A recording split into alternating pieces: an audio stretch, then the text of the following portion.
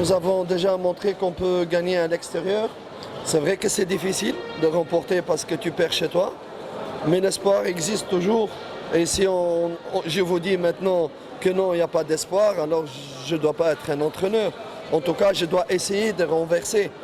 Et c'est ce qu'on va faire, élever le moral des joueurs et essayer avoir de l'espoir et croire qu'on pourra faire quelque chose. Si ça ira, tant mieux. Si ça n'ira pas, c'est encore le football. Mais je ne peux pas vous répondre, vous dire non, on n'a pas d'espoir, même si on a perdu ici. Et j'argumente cela parce qu'on a l'habitude même d'aller gagner à l'extérieur. On l'a déjà fait. Pourquoi pas cette fois-ci encore? Même si c'est difficile, je le sais, mais il faut partir avec l'espoir. Matumaini bado tunayo sababu lazima tuishi na matumaini. Kwa mfano kwa swali ambao mliniuliza kama bado na matumaini, nikisema kama sina matumaini itakuwa sio kocha. Matumaini yapo sababu bado tuna uwezo, tuna timu nzuri ambayo huwa tunapata matokeo ugenini, sio mara ya kwanza au mara ya pili. Tutaenda japokuwa kama hatuna kwa 100%, lakini tutajitolea kadri ya uwezo wetu mpaka dakika ya mwisho ili tupate matokeo.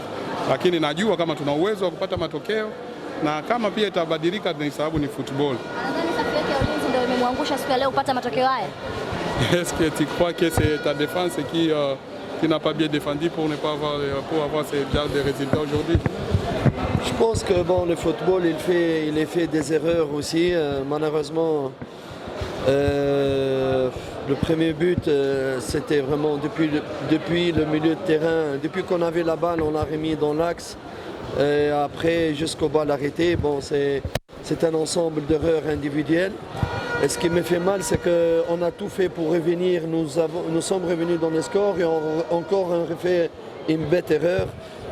Voilà quoi, c'est ça qui m'énerve en fait. Il fallait être beaucoup plus concentré, beaucoup plus rigoureux pour éviter ces genres d'erreurs.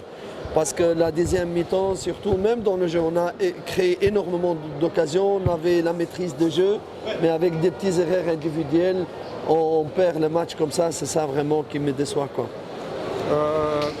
Katika mpira ni mchezo wa makosa na huwa makosa ndio yanasababisha kuwa mpira. Nawaza goli la kwanza lilisababishwa sio makosa yalianzia kwenye defense, makosa yalianzia katikati kwenye viungo.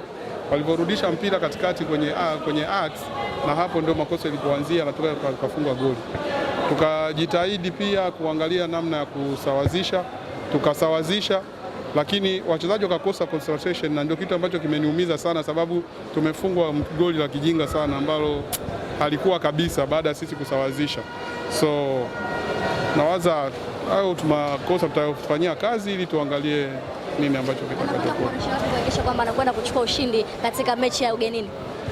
C'est dans quel côté que tu vas améliorer dans ton équipe pour montrer que tu vas avoir les résultats en étranger? D'abord, il faut leur remonter le moral et les faire croire sur le plan mental que tout est possible, il faut tout donner, c'est ce que je leur ai dit au vestiaire, il faut croire, il faut tout donner, comme ça vous n'aurez pas de regrets par la suite, que ça marche ou que ça ne marche pas, vous aurez tout donné.